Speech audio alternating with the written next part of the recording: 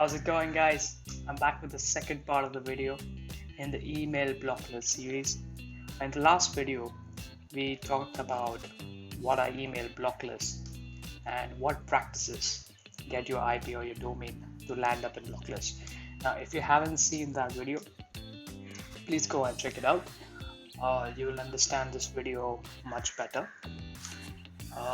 Also, if you're new to this channel, please hit that subscribe button so that you can get on-time updates of our videos whenever we upload them. In this video, we're going to talk about the 4 surefire ways to keep your IP and domain off these blocklists. So let's get started. Now, what are some of the practices that you as a marketer can adopt today to avoid being part of the blocklist? Number 1, maintain good list hygiene. Now, one of the major ways to keep off these email blocklists is to take good care of your mailing list. Always have an unsubscribe link in your email to avoid any kind of spam complaints. Segment your mailing list according to the granular data that you get from your audience's interests. Keep engaging with your loyal list of users and sunset your chronic non-responders. So we have written a cool blog on an effective sunset policy for brands to adopt in 2020.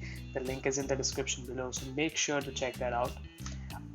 Keeping good list hygiene will go a long way, guys, in ensuring your email infrastructure stays off these major blocklists.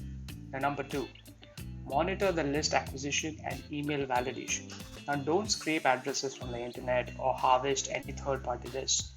Mailing to purchase list is a surefire way of getting your IP or your domain in this email blocklist. Now, the email IDs collected need to be validated with Google and social plugins, which is a common practice used now. It would be great if you can send a verification email to the email IDs to confirm your subscription, as that will ensure that you are getting genuine users who are active on email. Use email validation services if you wish to have a productive list to send to your valuable campaigns. Number 3, monitor spam complaints closely. People, I cannot stress this enough. Oftentimes, marketers tend to check the engagement matrix in a detailed manner for their campaigns, but they fail to check the number of spam complaints that their domain is generating.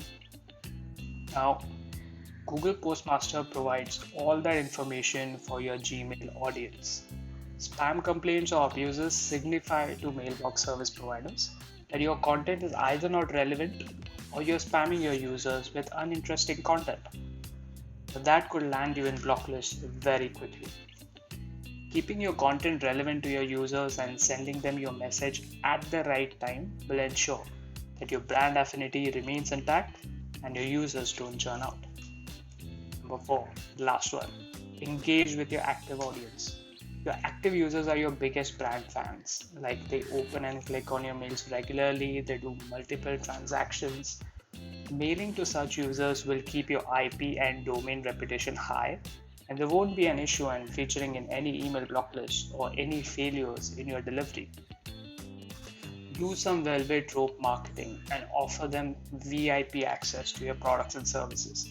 This will increase your engagement even further, which is a positive indication for a mailbox provider. Alright guys, those were the key takeaways for today's topic on avoiding email blocklists. As I said in the earlier video, we have written a very detailed blog on email blocklists and ways to avoid them for a marketer on Peppy Post blogs. Please check out the blog in the description below. If you have any other practices that can help a marketer avoid email blocklisting, then please share your opinions in the comments. I would love to hear from you. And we at Netcore also have an email blocklist checker tool. Now guys, it's a really cool feature where you can type in your domain name and within minutes you can get the details of all the domain name blocklists that your domain features in. I have linked that in the description below. You can go and check that out. Thanks for watching this video, guys. Uh, I'll be back with some very interesting videos on all things email very soon. Stay safe and stay indoors. Bye bye.